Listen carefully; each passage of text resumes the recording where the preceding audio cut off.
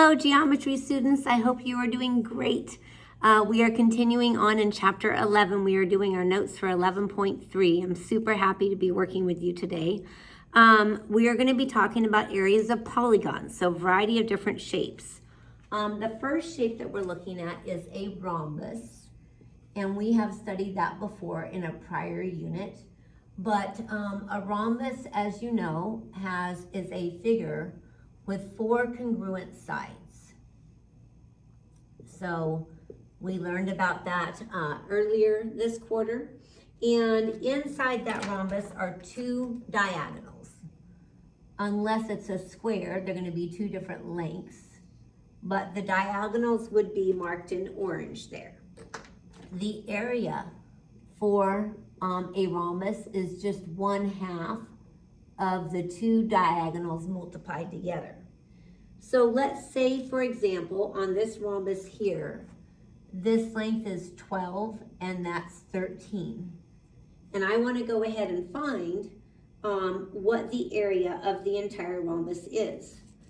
So we'll call this will be like example 1 with a rhombus. The thing for me to remember is that in a rhombus, the diagonals are perpendicular. That is super important. And so this is going to end up being a right triangle. Now we could do Pythagorean theorem, but a 5, 12, 13 is a very common right triangle, so we know that that's 5 there. And the same thing is going to be true over here. That's going to be 5, and this is going to be 12. So my first diagonal is going to be 5 plus 5, or 10. And my second diagonal is going to be 12 plus 12, or 24. So when I want to go ahead and find the area of that rhombus, it would be 1/2 of 10 times 24, which is going to be 5 times 24, or 120. And if this was in meters, we would say, for example, meters squared. If I wanted to do the perimeter, it would just be 13 times 4, or 52. So with a rhombus, we basically want to know the lengths of both diagonals and use that to find the area of the entire figure. Now, we did not get to do kites back in our previous chapter, but the good news is, in order to find the area of a kite, all we would need to do is, again, know the two diagonals. The formula is the same as if it's a rhombus. So we have this diagonal here and that diagonal there. So for example, let's call this diagonal, the length of this diagonal, x, and then let's call the length of the other diagonal 22.5. And if the question says to find x, we would set our formula for area. So our area for a kite is the same as for a rhombus, 1/2 of the two diagonals multiplied together. The other piece of information we would need to know for this problem is the area being given to us, 247.5. The way that we're going to show this problem is working backwards. So we're given the area and we're trying to find the missing diagonal. So I'm going to put in 247.5 for my area. The first diagonal I can use, I've been given 22.5. And then the other diagonal is just x. Now, what I typically do when I have an equation with 1/2 in it is I usually multiply both sides of the equation by 2. What that does is it gets rid of the 1/2. So when I did that on the left, when I take 247.5 and divide by 2, I would have 495. And on the right, the 1/2 would cancel out. Then I just want to use my opposite operations and divide both sides by 22.5. And when I do, I'm going to get that x is 22. So we have the formula for a rhombus and the formula for a kite are essentially the same. Now, the third example I want to look at is a special situation with what we call an equilateral triangle. Remember, an equilateral triangle is when all three sides are the same. Let's call that S for our side. We have another formula we can use. Now, of course, we can always do 1/2 base times height. That's always completely valid. But let's say we don't have the height, but we know it's an equilateral triangle. We have a shortcut formula we can use. And that is, area is radical 3 over 4 times side squared. Remember, I usually do my sides as cursive S's because they don't look that great. They look like 5s. Okay, so if, for example, my side is 4,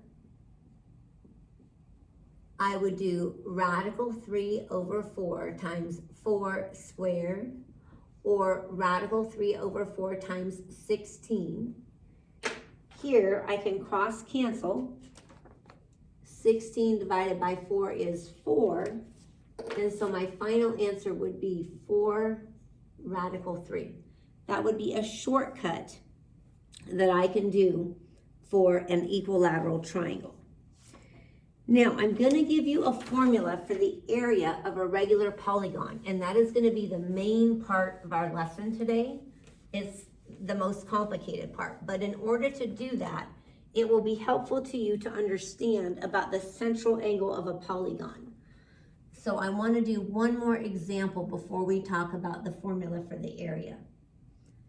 If the problem has if I have a hexagon, and the question says to find the measure of the central angle, it's going to be important when we use the next formula I'm giving you to understand how to find a central angle of a polygon.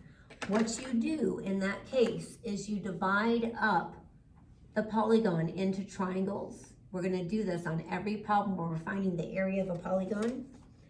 And then you know that there's 360 degrees all the way around. So if you divide that by 6, you're going to get 60. So that's how you would go about finding a central angle, is divide up the polygon into triangles and then take 360 divided by how many triangles you have. Now, let's go ahead and talk about the formula for area. And we'll just use the same picture to make it a little bit easier on you.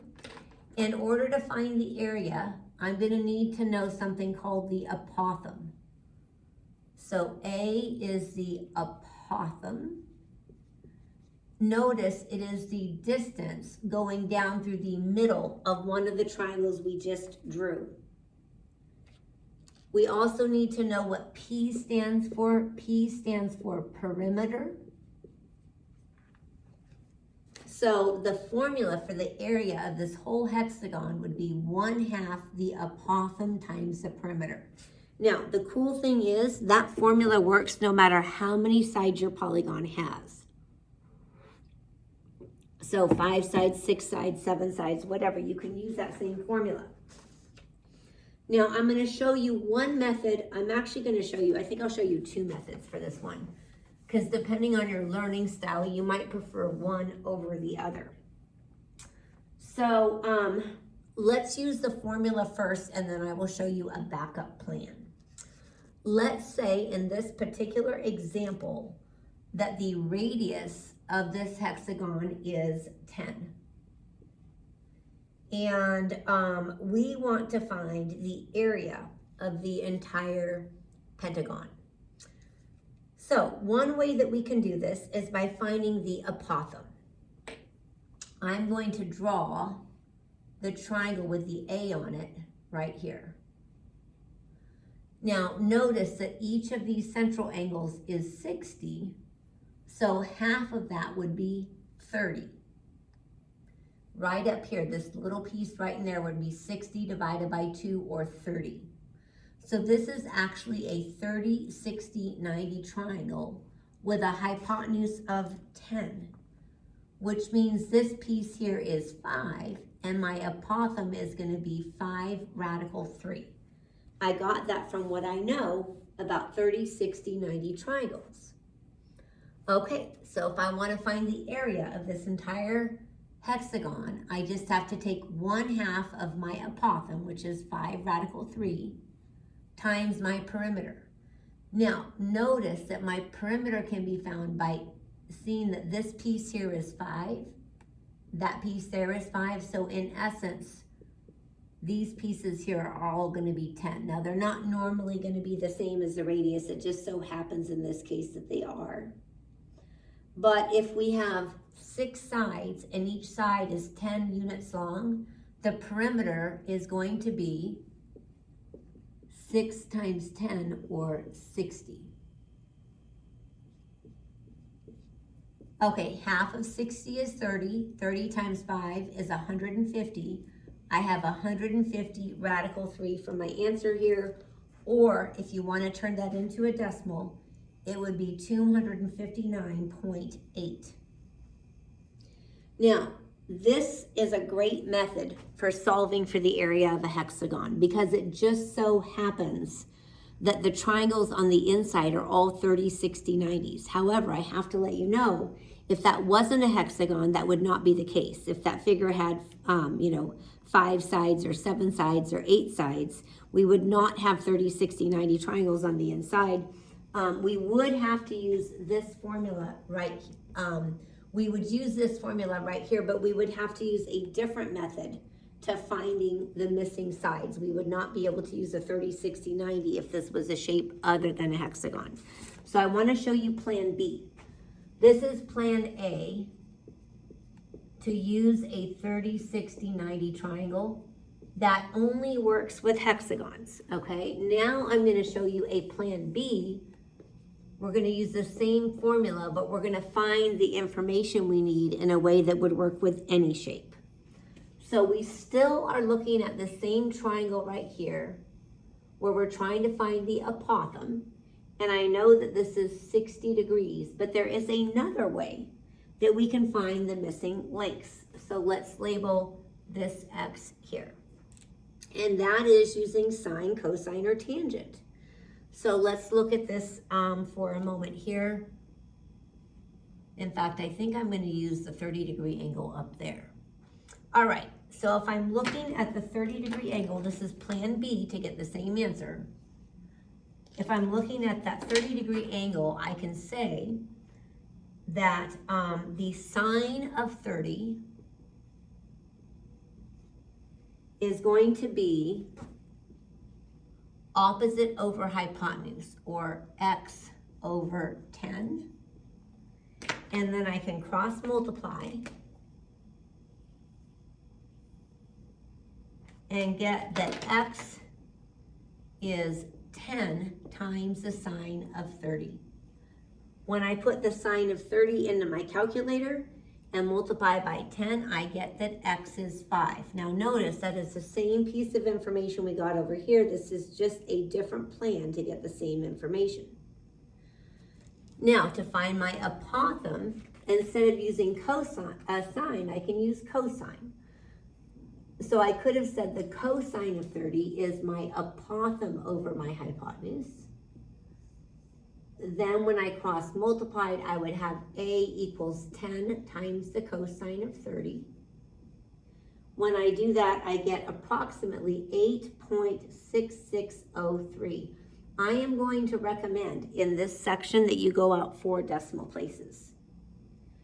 So now if I wanted to find the area of this hexagon using plan B, I'm still using the formula 1/2 the apothem times the perimeter, but that's going to be 1/2 of 8.6603 times 60. And again, we're getting the 60 the same way we did before, and that does work out to 259.8.